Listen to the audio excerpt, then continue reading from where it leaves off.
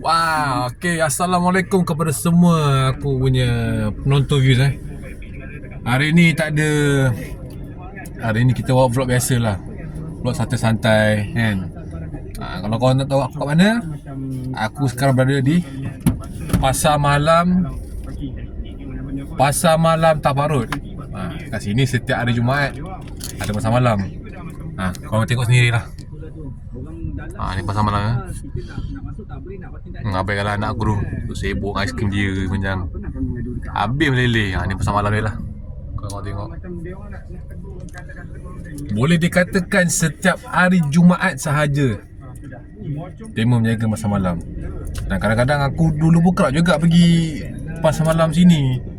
Tak juga, tapi sebabkan apa, aku malah pergi bukan sebab apa. Kadang anak aku dia boleh ingat dia punya makanan, aiskrim. Lepas tu kadang dia cik belon. Sebab tu aku malah pergi. Tiba otak dia ingat. Nampak sangat ada punya bijak kat situ. Macam mana kan dia boleh ingat semua. Aku ingat tadi nak buat vlog dekat pasar, tapi itulah, ada budak-budak ni kan. Aku agak susah sikit nak buat vlog ni. Kalau aku seorang memang aku pergi je. Aku akan jelajah mana kedai-kedai, aku akan tunjuk. Tapi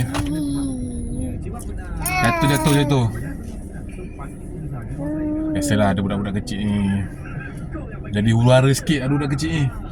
Kalau aku seorang, aku boleh tunjuk kat korang apa yang peniaga-peniaga jual kat pasar malam.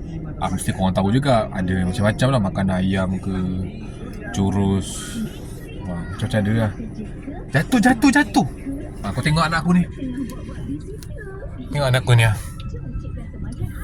Perempuan tapi mengalahkan lelaki buahnya. Ni kan dia.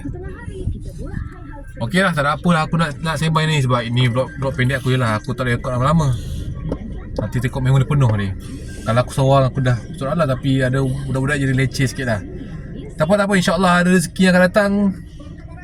Aku akan buat vlog yang lebih menarik sikit lah. Kali ni agak boring sikit vlog, tapi tak apalah. Asal kau dapat tengok perkembangan apa yang ada ni, kira asal boleh lah. InsyaAllah kita akan jumpa next video. Assalamualaikum.